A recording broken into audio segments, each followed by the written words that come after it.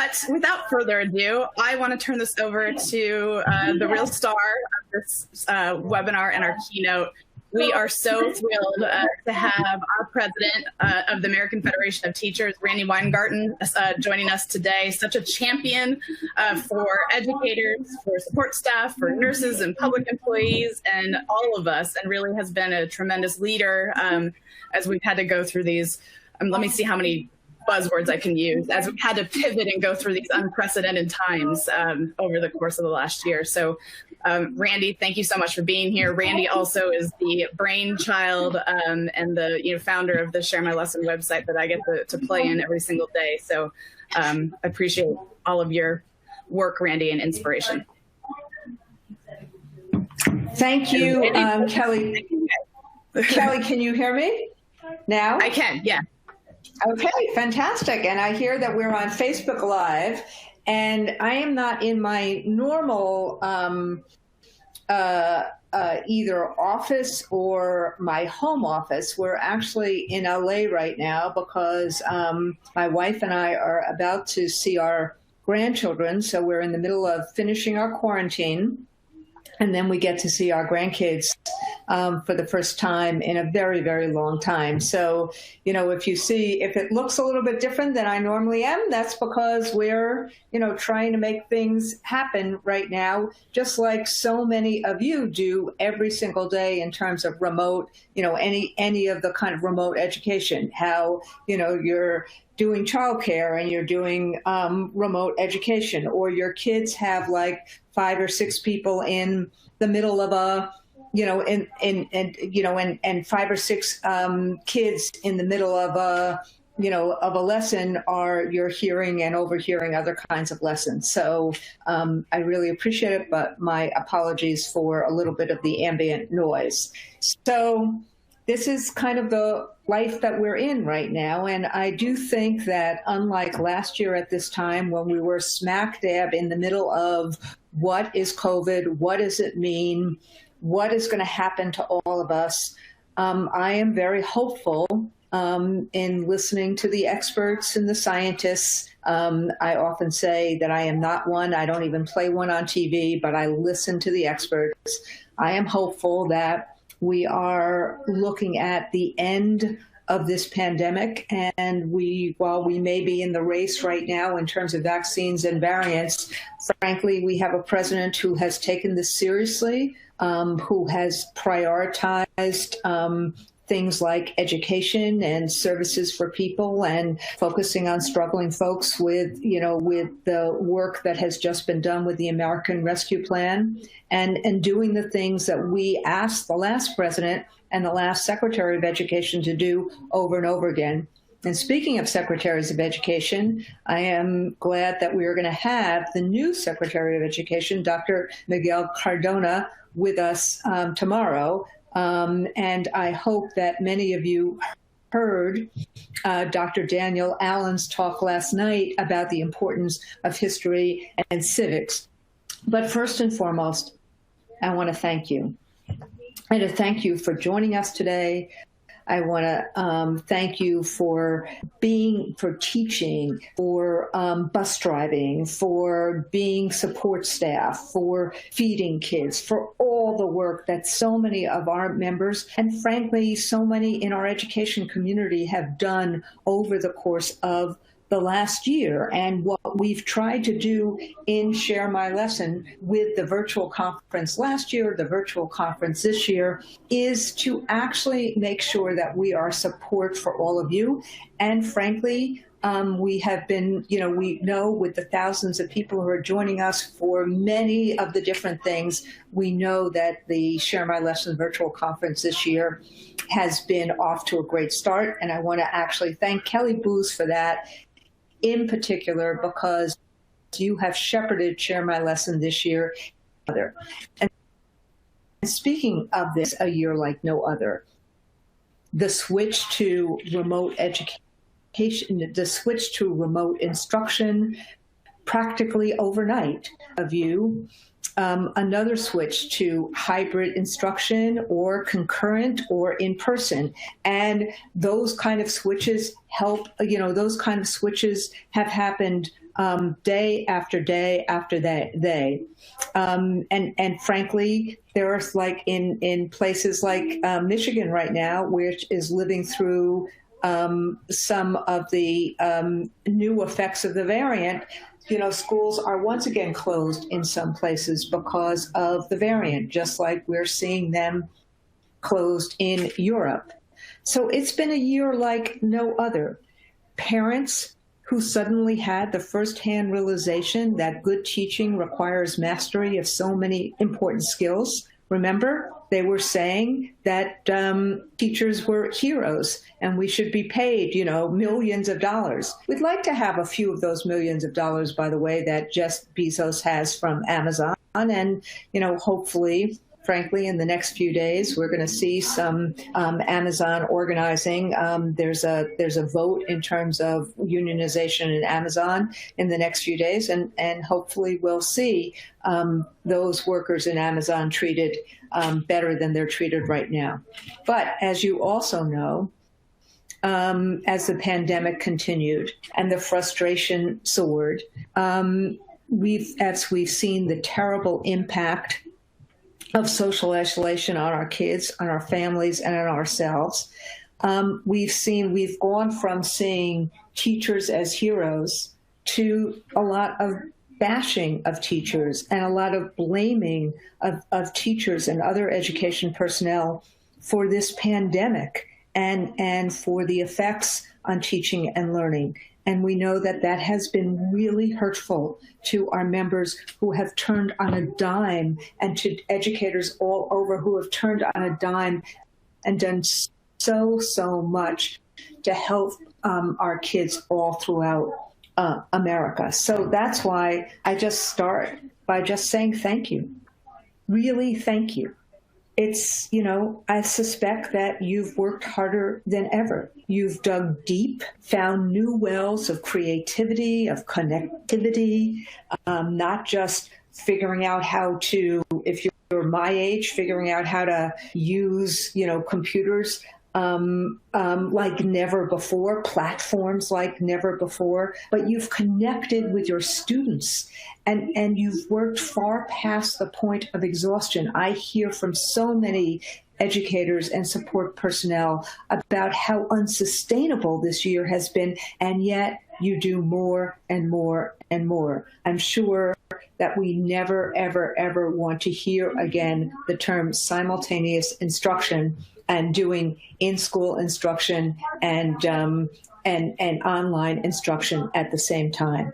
But think about this. Some of you have turned your kitchen counters into chemistry labs. Many of you have taught kids to read. Others are teaching kids how to do AP calculus online. And most of you have turned your computer screens into classrooms. So I just really want to say thank you. And have you ever been, frankly, more stressed? Have you ever worried more about your students, about our families, about your families? Have you ever worried about the students, the ones with the cameras on, the ones who have never turned their cameras on, about, particularly this year when you've had people in classrooms or you've had people on your class rosters and you can't even find where they are? And then on top of that, many of us are mourning one or more of the 543,000 Americans who have died of COVID-19. Many of you have had COVID yourselves or have seen a loved one suffer its effects. So we've lived through this crisis. You've lived through this crisis. And frankly, it's not just this crisis.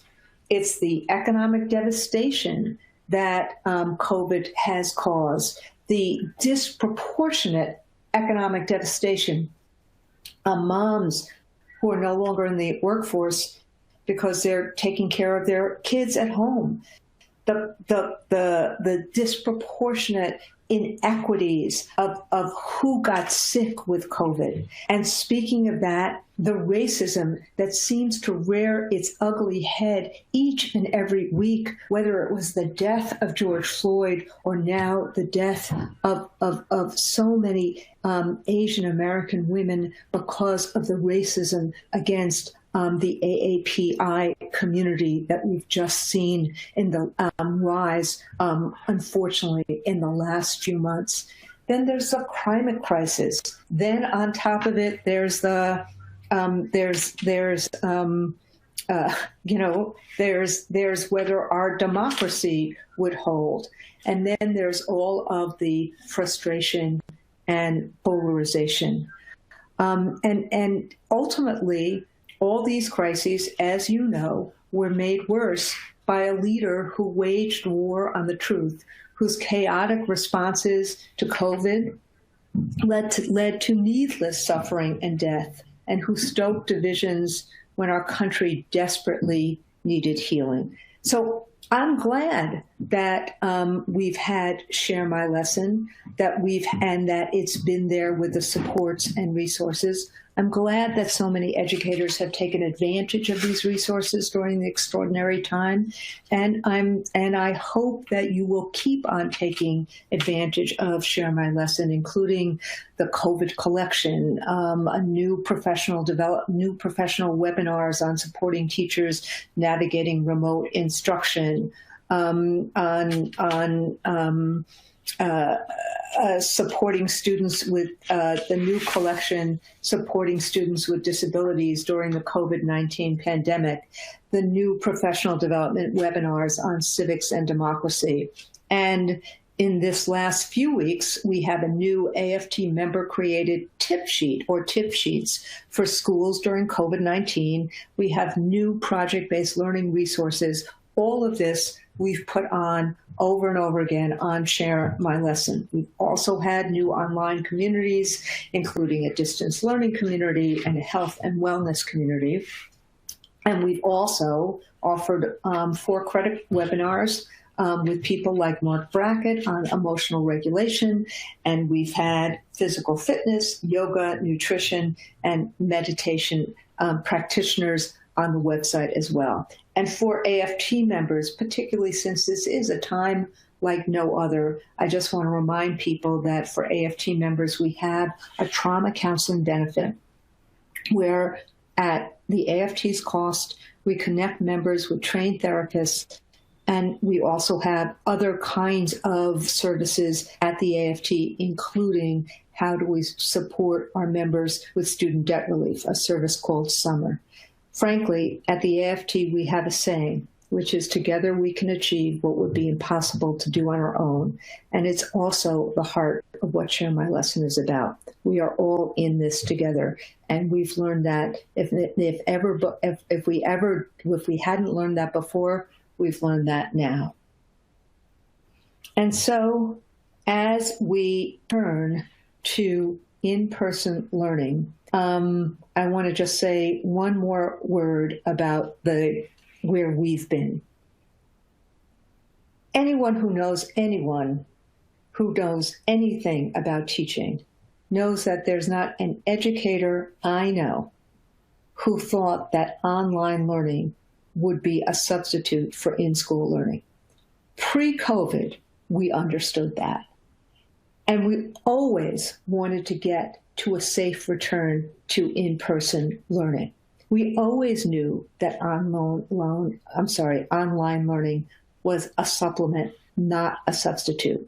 And now, after this last year, everyone has proof that online learning is not a substitute for being in school. We knew, educators knew, that in-person learning is essential for children to thrive, and that nearly all students do their best in school, in person, making connections with teachers and peers, engaging in lessons, engaging in concepts, engaging in projects. You know this in terms of the difference between teaching online versus teaching in person, the cues that we can see when we see kids in person. But the bottom line for all of us, just like in any other situation, was we needed for it to be safe. And we don't apologize for the fight to try to make sure that we had safe in-school instruction and the fight that we continue to make that real. It's tempting to tick through, so many of the what ifs. What if the last administration's response to COVID had been competent, not chaotic? What if officials had prioritized reopening schools over bars and gyms? What if they used the time that schools were closed last March, April, May, June? What if they used the summer to prepare schools to safely reopen?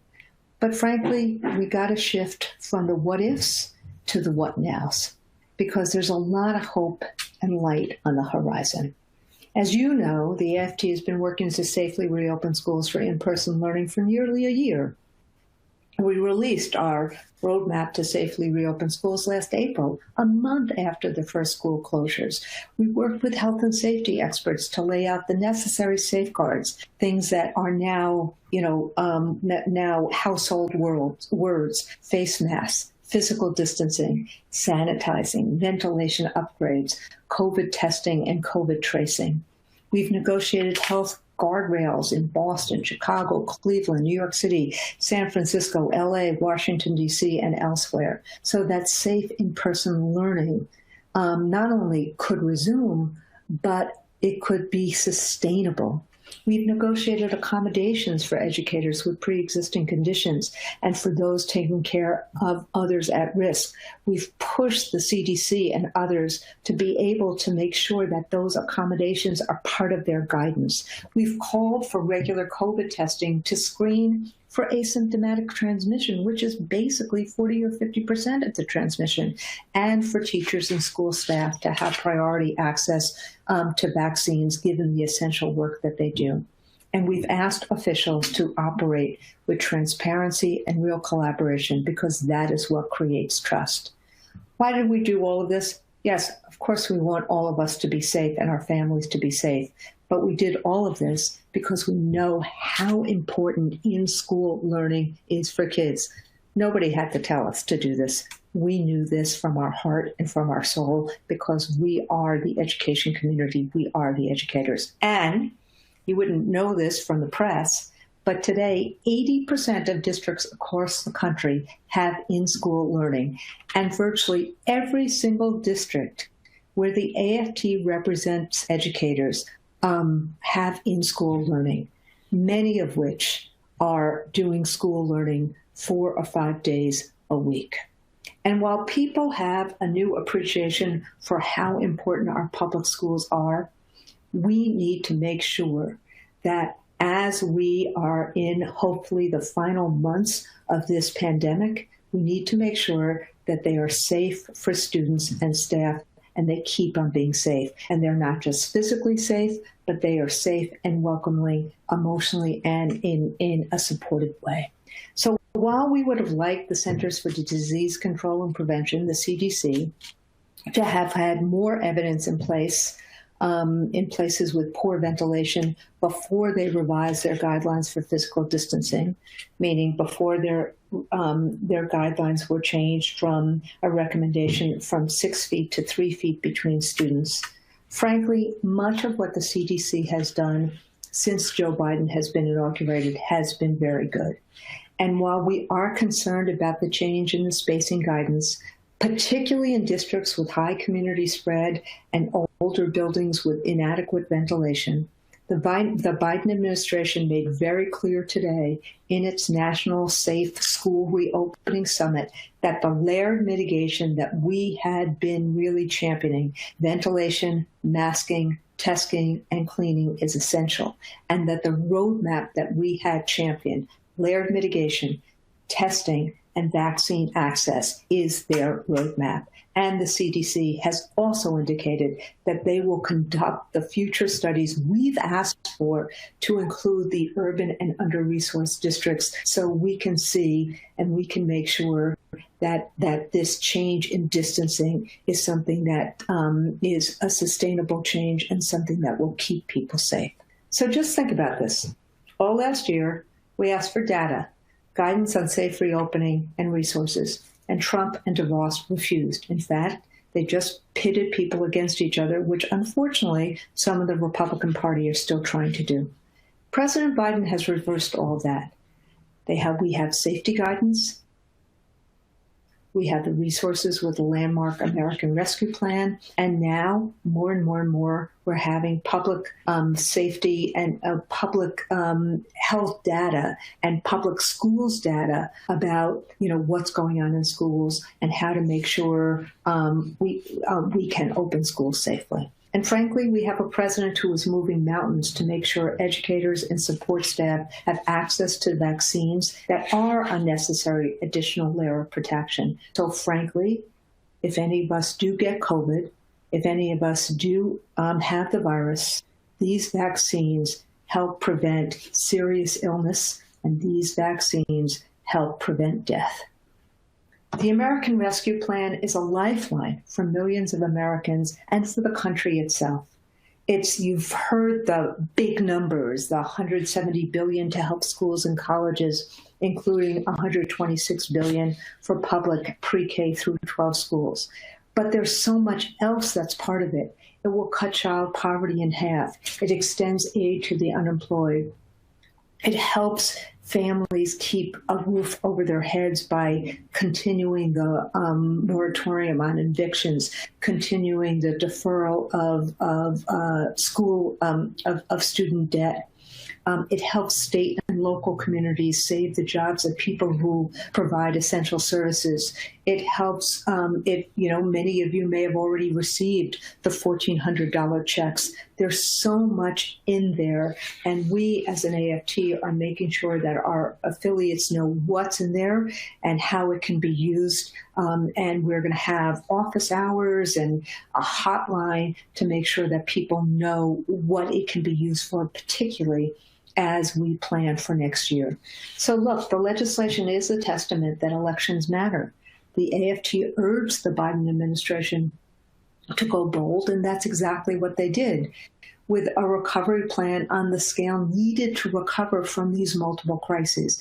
And I know they're not done. They're really going to focus on climate and on justice issues and on, frankly, common sense gun issues and on the democracy issues. But ultimately, for us, this is about the freedom to thrive. Everyone in our country deserves a freedom to thrive, fueled by opportunity and justice.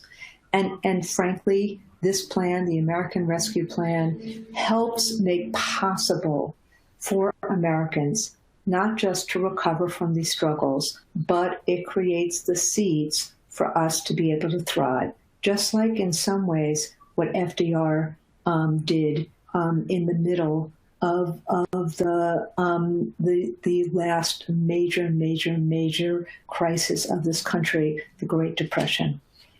So we're profoundly grateful for the funding that is helping safely reopen schools for in-person teaching and learning, but we can't return to the status quo.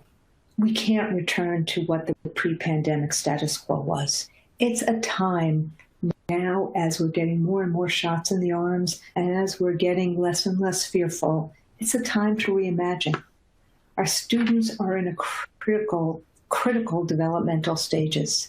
And you know this better than anyone. Schools are where we build relationships, where our kids build relationships, where they develop resiliency, where they have the experiences that will affect and transform them into,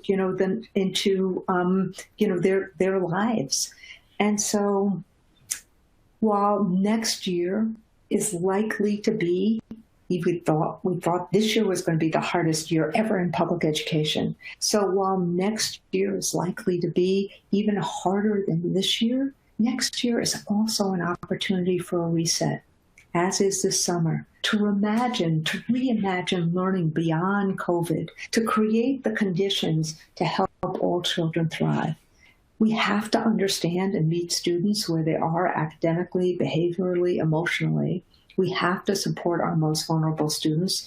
We have to focus on educators, professional learning and growth to meet these unprecedented challenges. And we have to promote equity and excellence in all of our schools. That's a big agenda. And we're also going to have to deal with some of the old things that need to be changed. The overuse and the misuse of standardized tests, the effects of poverty on children, and the long-term inequitable and discriminatory education funding. And frankly, while we believe that Secretary Cardona should have fully waived standardized tests this year, the department has delinked any federal consequences of testing and has given states lots and lots of flexibility. And by the way, we are still fighting to see if we can have all of the effects of testing waived this year, because we know this is not the time to focus on a test score. This is the time to focus on children. And why? There's so many new concerns and challenges: the stress, the trauma, the isolation that children and staff have experienced a life. Staffing, so many teachers have left the profession during this grueling time. And think about all of our young people, how they've been so isolated for so long.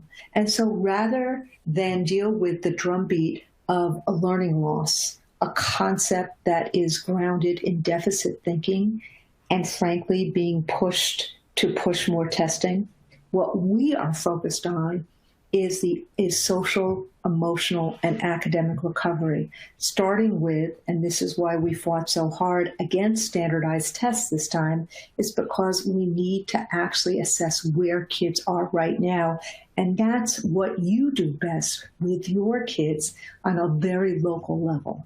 So what do we need to do in terms of planning for the summer and for next year? We think it basically comes down to 4 pillars. 1, promoting well-being. 2, supporting powerful learning. 3, building educator capacity. When I say teacher, I mean teacher and our support personnel. 4, focusing on fostering cultures of collaboration. These are key to planning for this year. I'll say it again: promoting well-being, supporting powerful instruction, building teacher capacity, and fostering cultures of collaboration. And as a start, AFT and NEA recently produced a document called Learning Beyond COVID-19, and it focused on what you would expect it to focus on: assessing student needs, supporting our most vulnerable students, expanding learning time and planning for summer academies and enrichment, ensuring professional excellence for learning and growth, and establishing an education system that centers on equity and excellence. We know that all these components are important. How are we going to put them all together?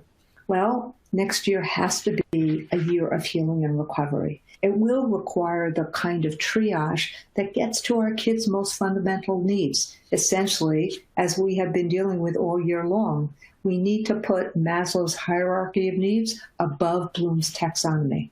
And that's why we have to deal with our kids and with your physical and emotional well-being. One of the most thoughtful and specific plans that I've seen being developed right now is one that the UFT, my home local in New York City, is doing. They are calling for school personnel to assess where every student is academically and in terms of their physical, emotional, and social well-being. And then whatever services are needed, they'll be provided right on premises. Schools, every school will have an intervention team, including more school counselors, psychologists, and social workers. And what they're calling for is not just those intervention teams, but smaller class sizes, particularly in 100 of the city's neediest schools. They're also calling for an extended summer plan, which I will talk about as well in a minute, which is not just about remediation. It's about fun. It's about enrichment. It's about what parents of means are trying to do for their kids, sending their kids to summer camp, trying to figure out how we kind of deal with getting kids' mojo back. And the funding from the American Rescue Plan will make all of this possible. We are also pressing for the creation of more community schools. We know we can close the service gap for our neediest students by bringing together under one roof healthcare and social services, extended and enriched learning time, recreational opportunities, and programs to increase family involvement. And by wrapping those services around students, around families and communities, and around the school becomes the center of communities. We can help improve student learning this way, students' attitudes to schools, and overall well-being. And so our goal, frankly, is to have 25,000 new community schools. As we emerge from this crisis, as I said before, we have a rare opportunity to rethink and reshape public education. And we have people in national office who believe in educators. It's really pretty remarkable to have a teacher in the White House in Dr. Jill Biden. And we've met with Dr. Biden. We've met with Vice President Harris. We've talked to and met with Joe Biden, who, as many of you know, I used to say was our go-to person when he was the vice president. More than ever, though, it's really important that we have their support, but educators have to have the freedom to teach. That means creating a culture of collaboration, building more time into school calendars so teachers can plan collaboratively, observe each other's classrooms. And what does all this mean? It means trusting teachers, allowing them professional latitude in their classrooms, allowing them to develop and enact policies instead of constantly telling us what to do. The freedom to teach means asking teachers what they need to do their job so that students succeed, and making sure that educators have it. It also means allowing teachers the authority to diagnose students' needs and assess their well-being. Teachers, aides working with special needs students, social workers, and so many others have spent so much time this past year figuring out in such adverse circumstances where kids are developmentally and academically, making the adjustments as we needed to. That kind of diagnostic, teacher-led, curriculum-linked assessment is really what kids and parents and families need. And as we are back to in school, we need to still have that same kind of authority that we had when we were not in school all the time.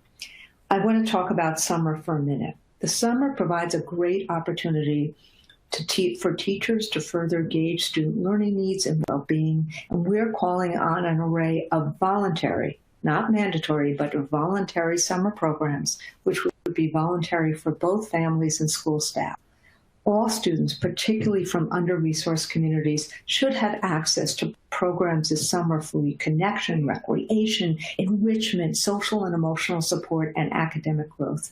Kids have been through incredible stress and isolation, just like you have. Summer options should range from camp-like experiences to a second semester, offering a mix of academic learning, social and emotional support, recreational activities, and specifically geared to kids with the greatest needs. Ultimately, things like project-based learning, art projects, physical education, these are the kind of things that we can work on this summer, things that actually help provide an opportunity to reestablish relationships between teachers and students, to address trauma and social emotional learning needs, and it can be supported by nurses and counselors and psychologists. Experienced national and local partners can play an important role in an array of these kind of activities, and I'm glad that today the U.S. Department of Education has put funding out there for enrichment programs this summer. And one last point before I close about equity. Many Black, Latinx, Native students, and English language learners have fared worse than their white counterparts. Last fall, students of color entered school an average of about 3 to 5 months behind in all subject areas, while white students were about 1 to 3 months behind. Averages for English language learners are even worse. So as students return to in-person classrooms, we have to make sure that we reach out to our communities of color, to Black, Latinx, Native American, and ELL students who, frankly, we can see in the statistics right now, have been more likely to remain on remote education. They've been less likely to have access to the right technology devices internet access, and to live contact with teachers.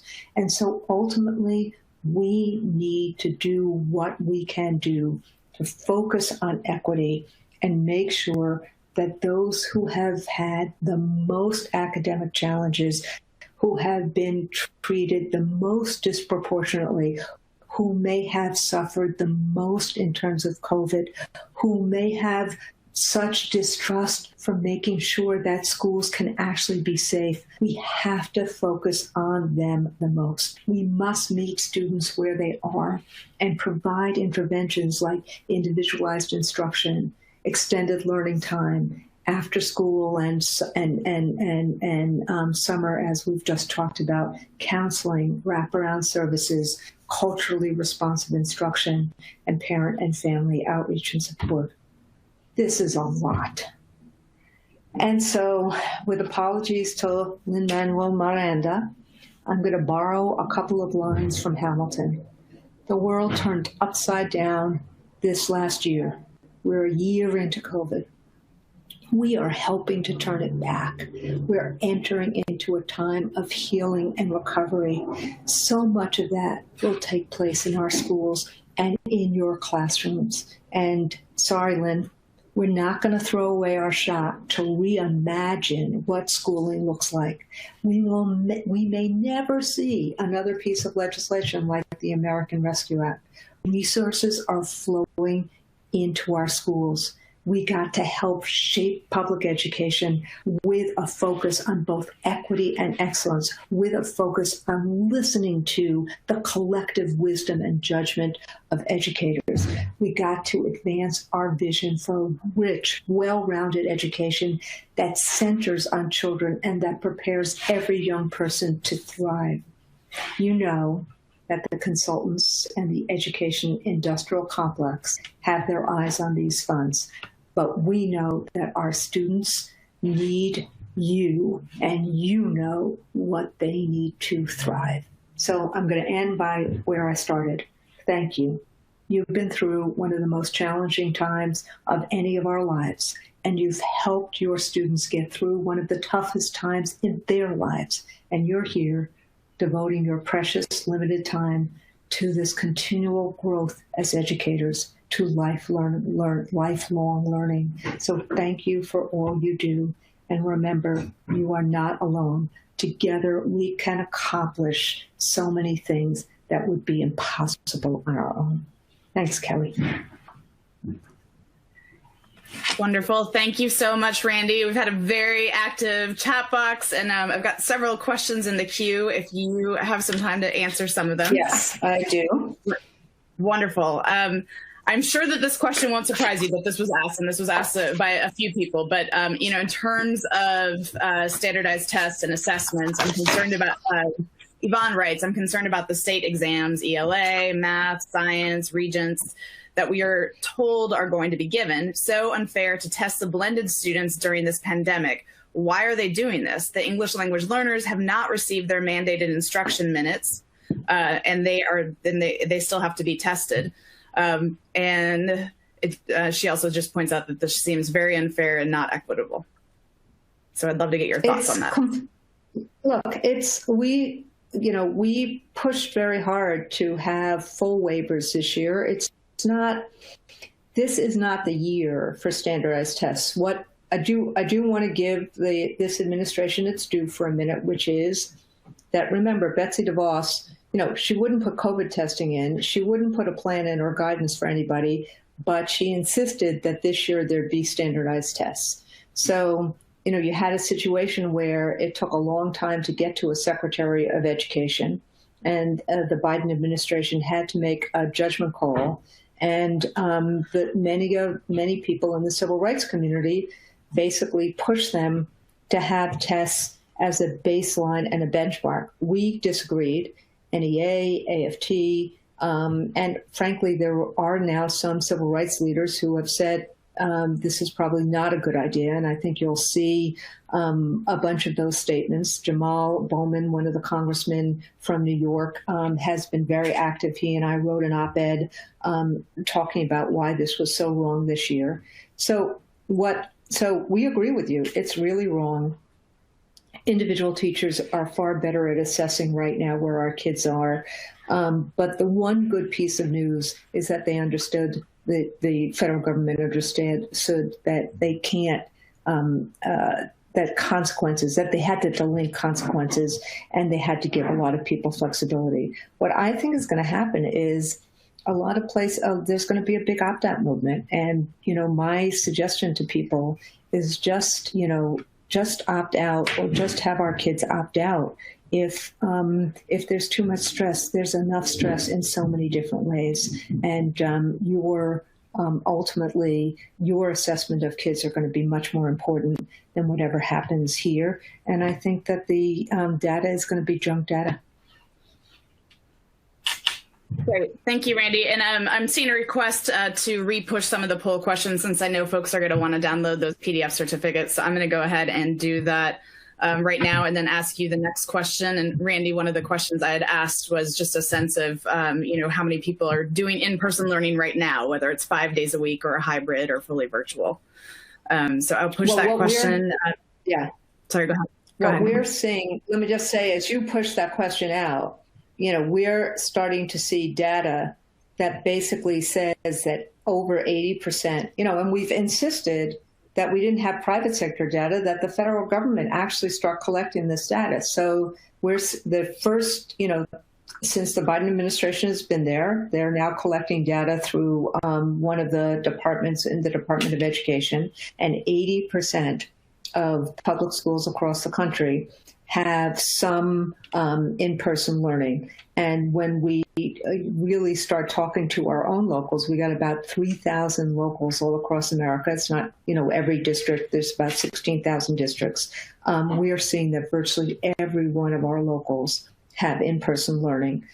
The issue really is, because of spacing, how much time, kids are in school, and how many parents have opted for in-person instruction. And it's basically about 30% of kids who are Black and brown have opted for in-person instruction, and it's basically about 50% of white parents who have opted for in-person instruction. Great. Thank you, Randi. And, based on the results, there's good 37% are saying yes, 5 days a week, although I probably should have edited that to say 4 days a week, because I know some school districts have done the 4 day a week.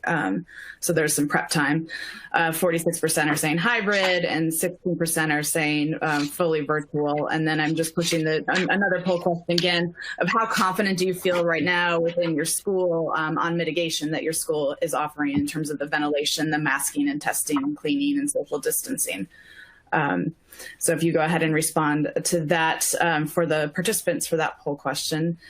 Randi, we had a couple questions about just recruitment of teachers and retention, since that's going to be, you mentioned that in your remarks, but I wonder if you could speak a little bit more to, what is the AFT as a union doing to help recruit more teachers, since there's just a mass exit of veteran teachers?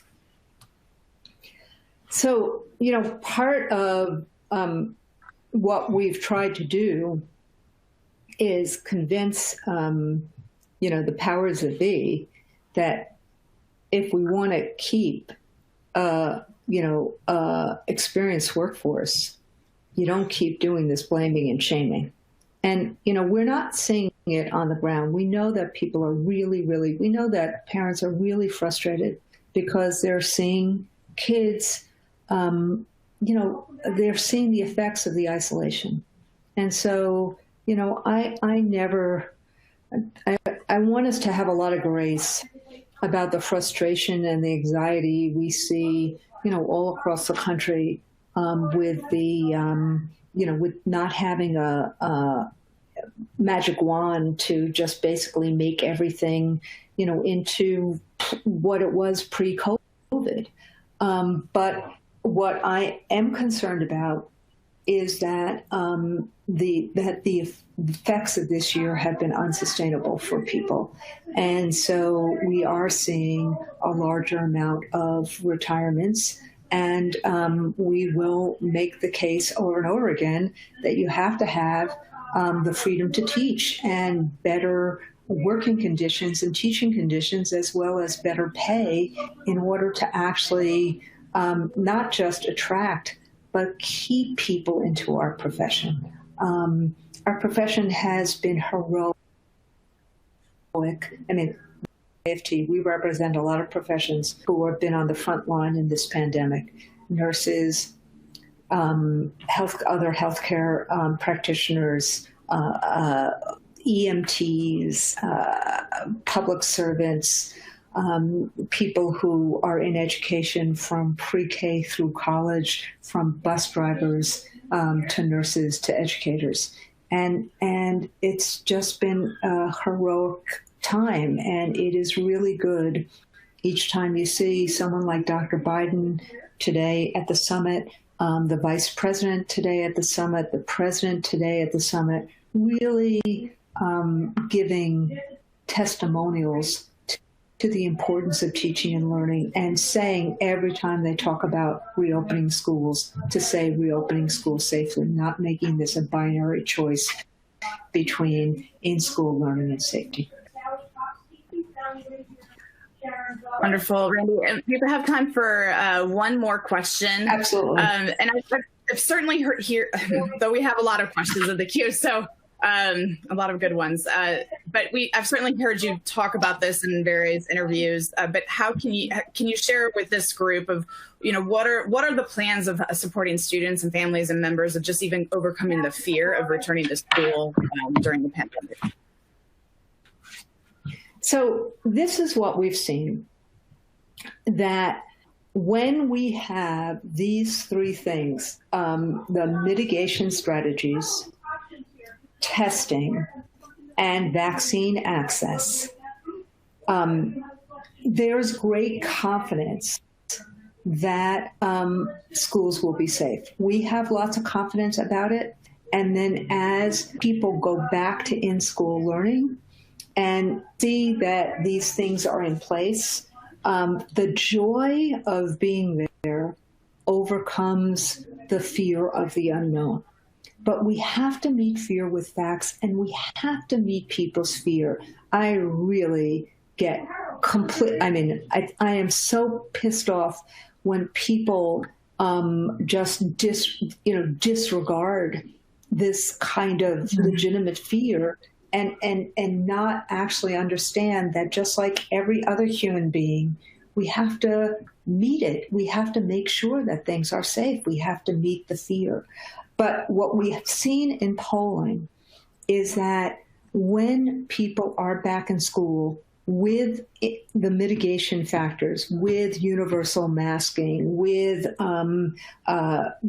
with ventilation systems that work, at least having an air purifier, having a fan that works the right way, having a window that opens, having the sanitation conditions, means that there is much more confidence and trust that schools are safe. And frankly, all of the kind of protocols for if there's a case or two and what happens in terms of quarantining and things like that, the fact that those procedures actually create more confidence that schools can be safe, because people see that those procedures can actually work to stop an outbreak.